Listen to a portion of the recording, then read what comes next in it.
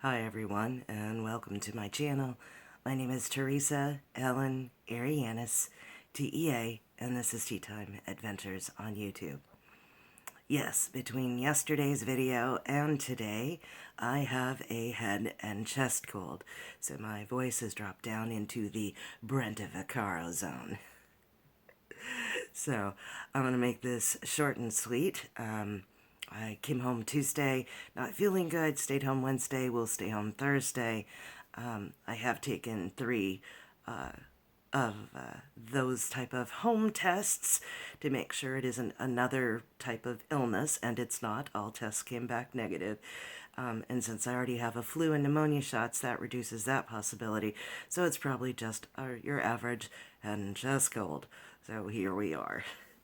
So today is, I believe, day number 4 of March's Mask Madness. And I'm going to remind everybody briefly about the rules for this giveaway. You must be publicly subscribed to all the channels that is in this collaboration. The ladies will be listed down below in my description box, plus myself. I will check to make sure that the winner is subscribed to all of us. This collaboration runs from March 6th through 12th. The end date is the 26th of March, and winners will be pulled on the 27th.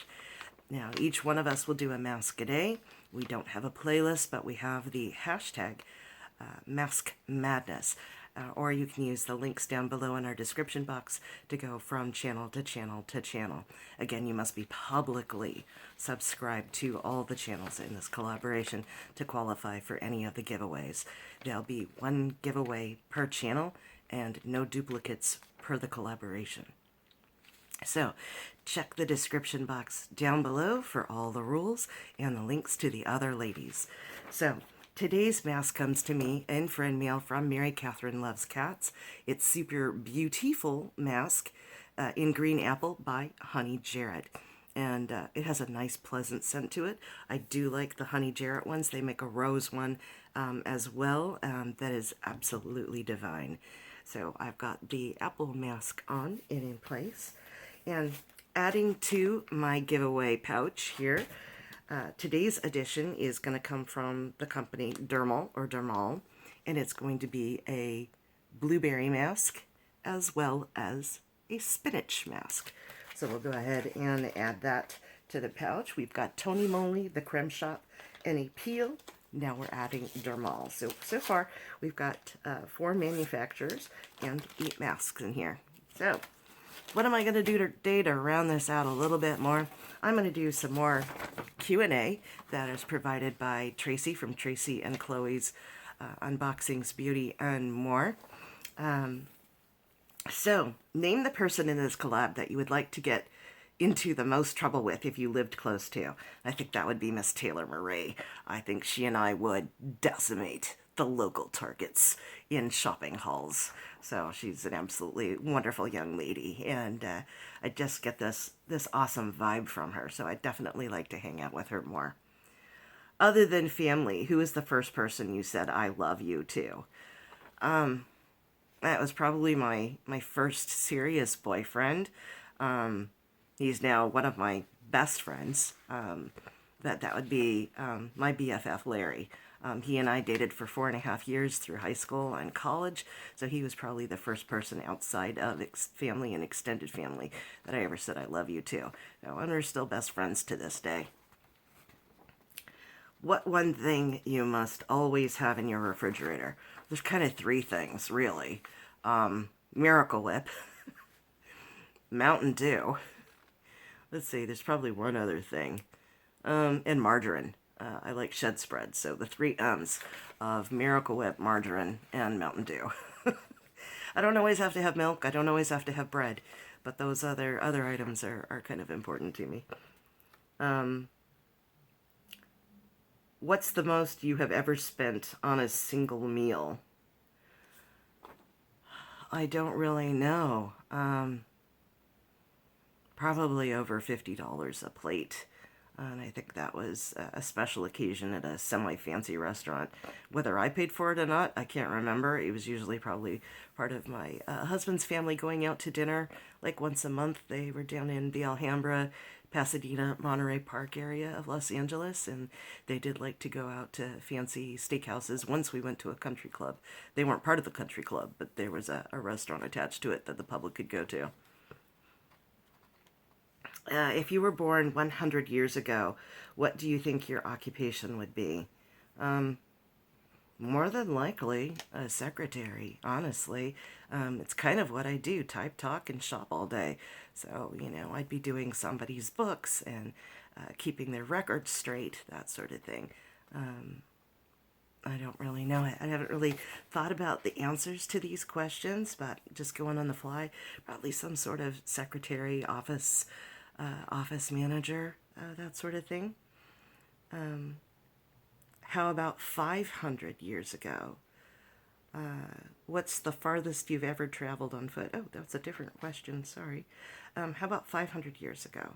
Well, 500 years ago, we're talking conquistadors, so I'd probably say be some lady in Spain, more than likely, or some lady in Ireland, probably working class, more than likely, probably a wife and mother. Can't imagine that there would be too many other occupations for women that long ago, so just the basics, really.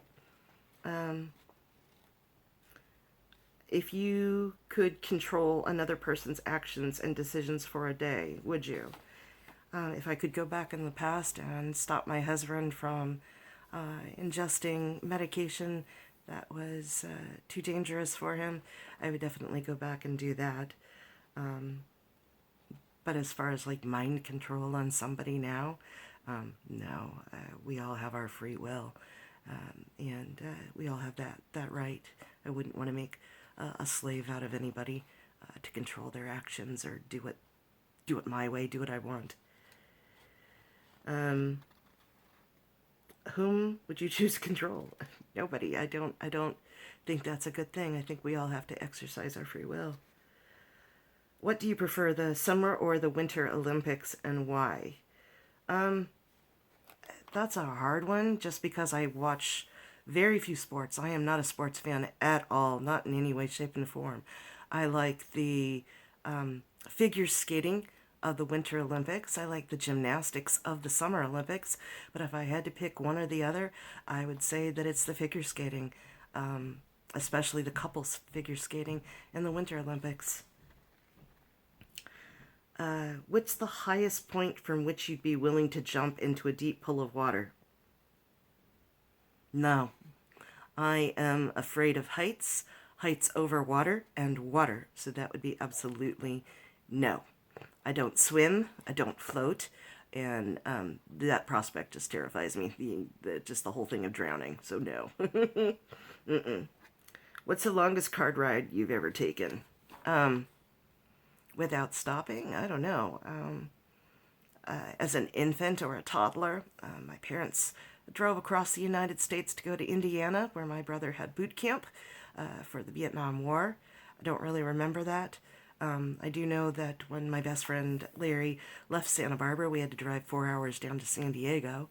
And that's, I think, the longest that I remember, 4 hours just to get there and drive around trying to find him a place to live and then drive back. And I think that's the longest one that I remember. If you had a pet that suddenly started speaking, what's the first thing you would ask it? I would ask Dara if I'm a good kitty mama, if I've taken good care of her, if she loves me, if she's happy. So, yeah. So that's the Q&A for today. I thank Miss Tracey from Tracey and Chloe's Unboxings, Beauty, and More for the questions. I thank Mary Catherine Loves Cats for the mask. And I thank my returning subscribers, my new subscribers, and for those just driving through to check me out. Thank you so much for spending time with me today. Sorry about my voice being down in the lower register. Just not feeling well. But the show must go on. The collab must go on. And so I'm here to participate. Again, all the rules will be linked down below. And my secret word for the day, before I forget it, is going to be Apple, A-P-P-L-E. Please use it in a full and complete sentence, not just the word apple. Use it in a real sentence with grammatical effects, etc. So thank you so much, everyone. I really appreciate it. Take good care of yourselves, take good care of each other, and I will see you around the net. Bye.